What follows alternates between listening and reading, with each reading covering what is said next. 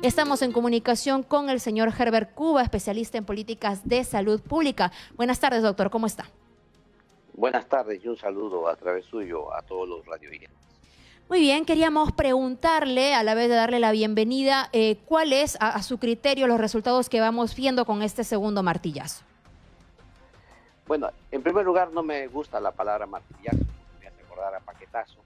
Yo creo que estas son medidas sociales que se tienen que tomar en modo obligatorio y creo que la población no la siente como una imposición desde fuera, sino que colabora recíprocamente con el gobierno porque se entiende que es una medida para todos. En segundo lugar, quiero expresarle que efectivamente lamento mucho la muerte de tres compatriotas nuestros en el Hospital Loaiza debido posiblemente a una falta de ventilador, y digo posiblemente porque de repente ni el uso del ventilador hubiese salvado sus vidas. Sin embargo, no tuvieron esa oportunidad de usar un ventilador mecánico para salvar sus vidas. Y quiero expresarle a usted que ya el comando operativo del Ministerio de Salud sabía la situación de saturación que tenía el Hospital Loaiza, porque esto ya desde un día anterior ya se informó al comando que había necesidad de ocupar de tener mayor posibilidad para las unidades de cuidados intensivos. En segundo lugar, también me preocupa mucho que solamente hayan habilitado 21 camas en el Hospital de Ate y el día de hoy ya tienen 19 pacientes internados, con lo cual la capacidad de saturación están casi al límite. Y por otro lado también me preocupa muchísimo el hecho de que el enfoque del gobierno sea todavía un enfoque hospitalario, es decir, pensar que vamos a resolver el problema con la toma de muestras de modo pasivo, con los pacientes que acuden a los establecimientos a través de unidades de cuidados intensivos y ventiladores mecánicos, es realmente no enfrentar la epidemia. Una epidemia se enfrenta en modo activo, lo que se llama la búsqueda activo de contactos, y esto se realiza a través de un trabajo comunitario muy intenso. Y evidentemente, aprovechando de que tenemos felizmente lo que es la inmovilización obligatoria a nivel nacional, el trabajo comunitario se focaliza con mucha mayor facilidad y podemos hacer la búsqueda activa de los personas que son portadores, sanos o enfermos del coronavirus, y en consecuencia podemos trabajar mejor por dos motivos. Primero, porque afinamos la inteligencia sanitaria, que ese es un concepto clave, es decir, tenemos que saber por dónde se mueven las personas que son portadoras del virus. Y en segundo lugar, se puede planificar mejor. Por eso es que es importante las pruebas moleculares, porque esto nos da a nosotros mayor tiempo de saber exactamente dónde están las personas que son portadoras, y podamos hacer lo que se llaman los aislamientos por personas, por conglomerados poblacionales, es decir, por grupos familiares, por empresas, por grupos, o también el aislamiento nacional. Correcto, en consecuencia, yo creo que es necesario que el gobierno cambie el enfoque. Yo creo que hay que hacer una precisión, hay que corregir las cosas que se vienen haciendo y no es tarde para cambiar. Yo creo que es importante darle un enfoque comunitario a esta epidemia, y viene la segunda parte para este enfoque comunitario. Tenemos que fortalecer los 8.000 establecimientos de salud del primer nivel de atención, los centros de salud y las postas, que es donde acude la gente cuando tiene el más leve síntoma. Y ahí, con los equipos de protección personal que deben tener todos los trabajadores, desde el vigilante hasta el médico que atiende al paciente, ahí vamos a nosotros a poder ver dónde está el problema. Y además, estos establecimientos de salud a nivel nacional hacen la búsqueda activa del paciente. ¿Búsqueda activa qué significa? Que va al establecimiento, a la puerta del ciudadano, y hace las pruebas. Correcto. Ahí vamos a tener nosotros la realidad del país y vamos a poder asignar los fondos. Hemos visto que el gobierno, por ejemplo, ha dado 30.000 millones para que no se rompa la reactivación económica. Yo creo ahora estamos esperando por lo menos que nos dé unos 3.000 millones al sector salud para reactivar los 8.000 establecimientos de salud que tiene el país. ¿Qué reclaman los gobernadores regionales? reclaman equipos, insumos, A eso personal, quería apuntar, equipos de... señor Herbert Cuba. Entendiendo que hay un presupuesto anual que tiene que administrarse a nivel de gobiernos regionales y separando la responsabilidad que a ellos les compete porque tienen que saber gestionarlo y que no pase como en otros años que nada más se utilizaba un porcentaje mínimo. Se acusa ahora un tema de gestión, no solamente a partir de los gobiernos locales o regionales, sino también la coordinación entre el Ejecutivo, porque temo que se anuncien con bombos y platillos muchas decisiones, mucha inyección de dinero para tal o cual región, para el Ministerio de Salud, que trabaja coordinadamente, pero al final de cuentas terminan algunos gobernadores reclamando que no les ha llegado el presupuesto que se les estaba prometiendo y que en razón de ello no se pueden ejecutar algunas de las medidas por las que se ha apostado. Yo creo que hay dos cosas acá. No se puede exigir a los gobernadores regionales que resuelvan el tema de salud de sus regiones con el presupuesto histórico que siempre recibe.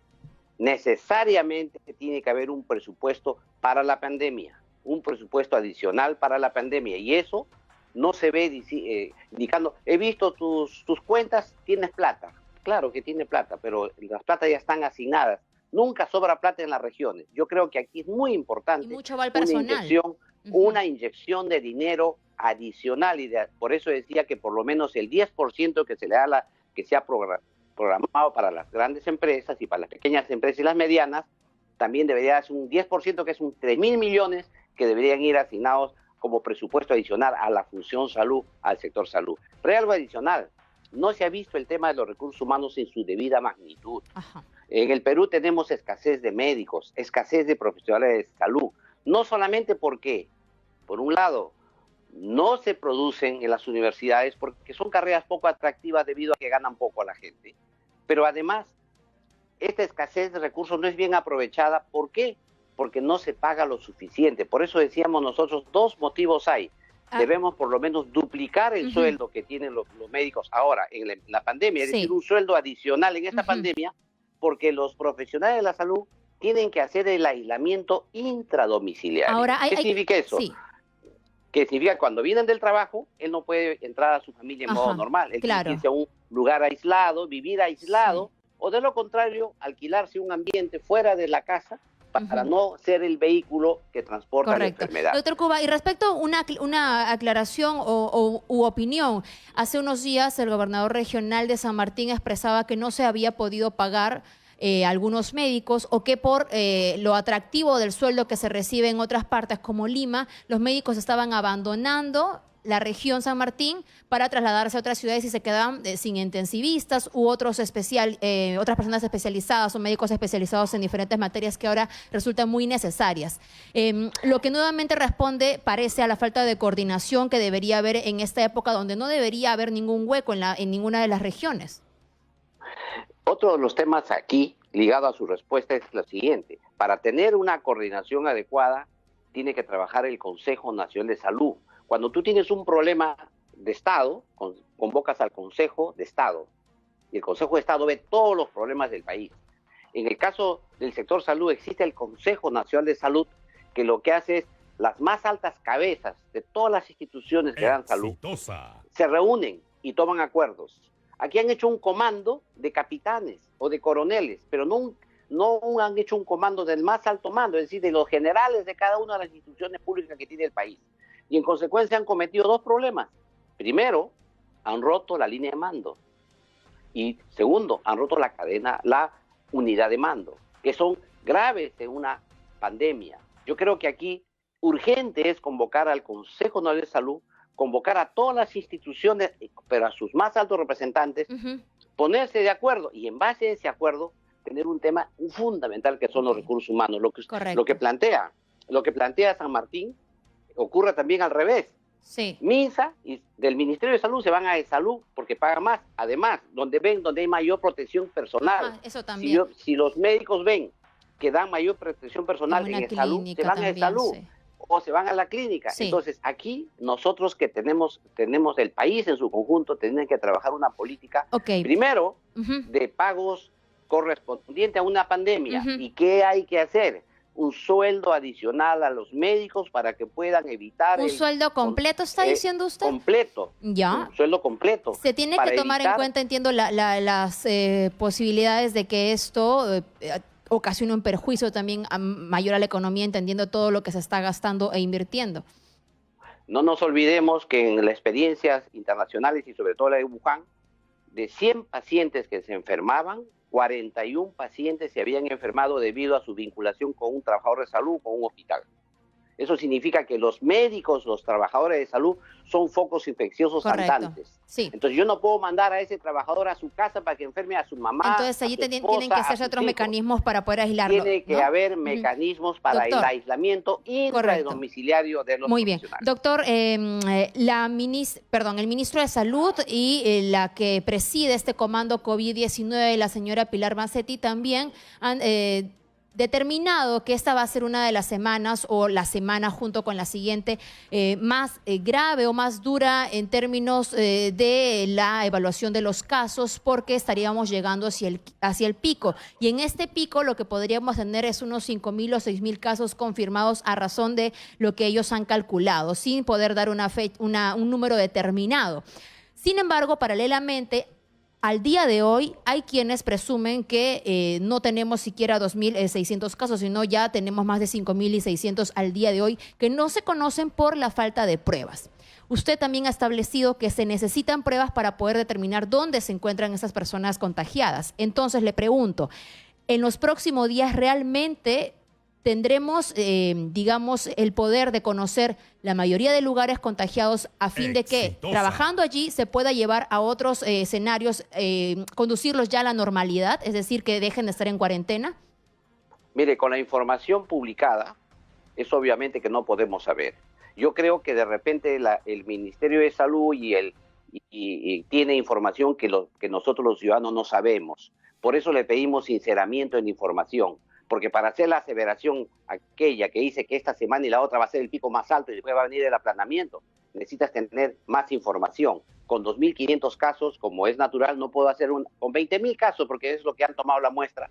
No podemos hacer una extrapolación para 32 millones de habitantes. Yo creo que aquí lo importante está en que nos den toda la información, sincera en la información, nos digan, por ejemplo, necesitamos saber con exactitud algunas cosas.